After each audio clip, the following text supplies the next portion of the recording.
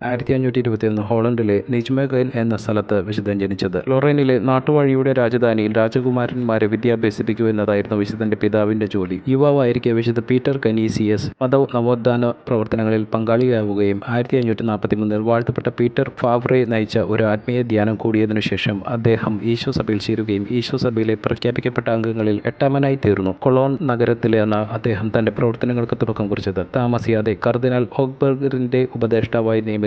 1547 വിശുദ്ധ ഇഗ്നേഷ്യസ് ഇദ്ദേഹത്തെ റോമിലേക്ക് വരുത്തിക്കുകയും സിസിലിയൻ അധ്യാപക വൃത്തിക്കായി അയക്കുകയും ചെയ്തു. റോമിലെ വിശുദ്ധന്റെ ദൗത്യം പൂർത്തിയായതിനുശേഷം ജർമ്മനിയിലേക്ക് അയക്കപ്പെട്ട വിശുദ്ധൻ ജർമ്മൻ പ്രവിശ്യ ഈശോ സഭ ആദ്യത്തെ സുപ്പീരിയറായി തിരഞ്ഞെടുക്കപ്പെട്ടു. വിശുദ്ധന്റെ പ്രവർത്തന ഫലമായി ധാരാളം ആളുകൾ ഈശോ സഭയിലേക്ക് ആകർഷിക്കപ്പെട്ടു. അപ്രകാരം മധ്യ യൂറോപ്പ് മുഴുവൻ ഈശോ സഭ വളർന്നു. അദ്ദേഹം ഈശോ സഭയെ ഒരു ഒതുക്കമുള്ള സംഘമായി തീർക്കുകയും തിരുസഭ നവീകരണത്തിന്റെ പ്രമുഖ ശക്തിയായി മാറുകയും ചെയ്തു. അദ്ദേഹം ചക്രവർത്തിയുടെ ഉപദേശകനും മുൻ പാപ്പമാരുടെ വിശ്വസ്തനുമായിരുന്നു. പല കാര്യങ്ങളിലും പാപ്പാ പ്രതിനിധികളും സ്ഥാനപതികളും ഇദ്ദേഹത്തിന്റെ ഉപദേശം ആരായുക പതിവായിരുന്നു. വിദ്യാഭ്യാസ മേഖലയിലും ആത്മീയ ജീവിതത്തിലും പൗരോഹിത്യ ജീവിതത്തിലും വളരെ ദൂരവ്യാപകമായ ഫലങ്ങൾ ഉണ്ടാക്കിയ പരിഷ്കാരങ്ങൾക്കുള്ള നിർദ്ദേശങ്ങളാണ് വിശുദ്ധൻ മുന്നോട്ട് വച്ചത്. ഇദ്ദേഹത്തിന്റെ പ്രവർത്തനങ്ങൾ മൂലം നിരവധി സെമിനാരികൾ സ്ഥാപിക്കപ്പെടുകയും നയതന്ത്രപരമായ പല ദൗത്യങ്ങൾക്കും പാപ്പമാർ വിശുദ്ധനെ അയച്ചിരുന്നു. തന്റെ വിശ്രമമില്ലാത്ത ഈ പ്രവർത്തനങ്ങൾക്കിടയിലും സഭാപിതാക്കന്മാർക്ക് വേണ്ടിയുള്ള പ്രസിദ്ധീകരണങ്ങളും വേദപാഠങ്ങളും ആത്മീയ ലേഖനങ്ങളും അദ്ദേഹം എഴുതുകയും പ്രസിദ്ധീകരിക്കുകയും ചെയ്തിരുന്നു. വിശുദ്ധന്റെ ജീവിതകാലത്ത് തന്നെ ഇദ്ദേഹം എഴുതിയ നിരവധി ഗ്രന്ഥങ്ങളുടെ എണ്ണമില്ലാത്ത വ്യാളങ്ങൾ പ്രസിദ്ധീകരിക്കപ്പെട്ടിട്ടുണ്ട്.